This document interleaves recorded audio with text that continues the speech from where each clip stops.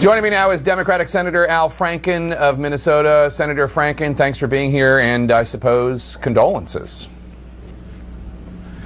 Well, yeah, I worked very hard for Hillary. Went around the country for her. Thought that she was most qualified to be president, but we've had the election. The people have spoken, and I'm a senator, and got a lot of work ahead of us.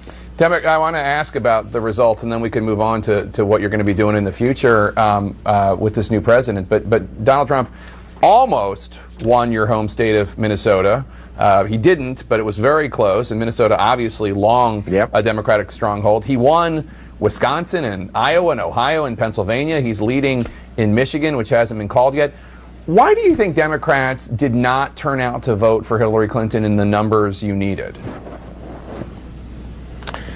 Well, I kind of want to leave that to pundits and others, but I'd say that there obviously is a feeling among a lot of people that the country hasn't been working for them, and that they wanted to try something new, and we got him. We got Donald Trump, and I'm concerned about a lot of the issues that he talked about in a way that on immigration, I don't want to see mass deportation, on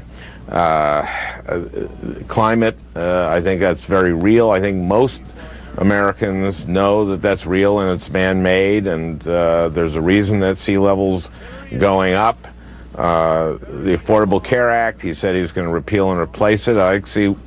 He said he'd do that on day one, but you have to replace it with something, and I haven't heard anything really about what that would be. Let me ask you this, Senator, on that subject of Obamacare, because one of my relatives in Minnesota, a constituent of yours, who voted for Obama 4 years ago, she saw her health premiums skyrocket. I know it's a real problem in Minnesota. As a result, she voted for Trump. How much do you think Obamacare might have ultimately hurt Hillary Clinton? I think that hurt. I think a number of things hurt. Look, that is about the exchanges. So your relative is probably getting her health care through the exchanges, and this is something that people have a right to be mad about.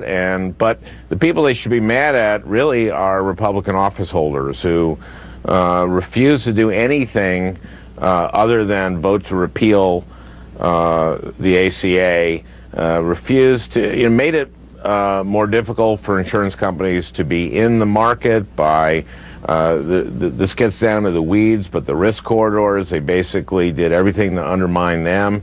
Now we're going to get into a little bit of the weeds of healthcare, and I hope that President-elect Trump,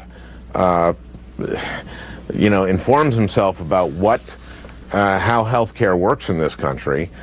We need to, if we're going to repeal and replace, we need to replace it with something that doesn't take healthcare away or insurance away from 20 million people, that doesn't take it away from people who have pre-existing conditions.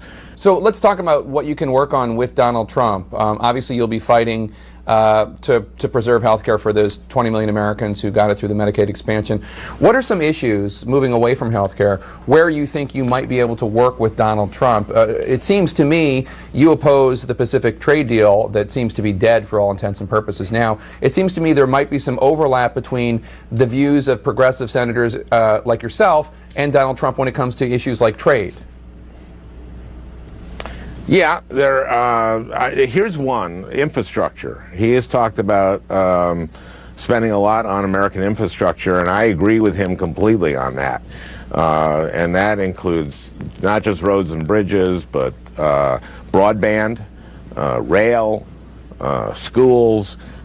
This is something that we should be doing, and I think that I may be more in line with the president-elect than some of my colleagues on the Republican side in the Senate and in the House. There's going to be obviously a post-mortem done by Democrats. Do you think Bernie Sanders, because of his appeal to working class voters and young people, do you think he could have beaten Donald Trump? I don't know. I'm not a pundit. We are where we are. There'll be discussions within the Democratic Party on where we go from here.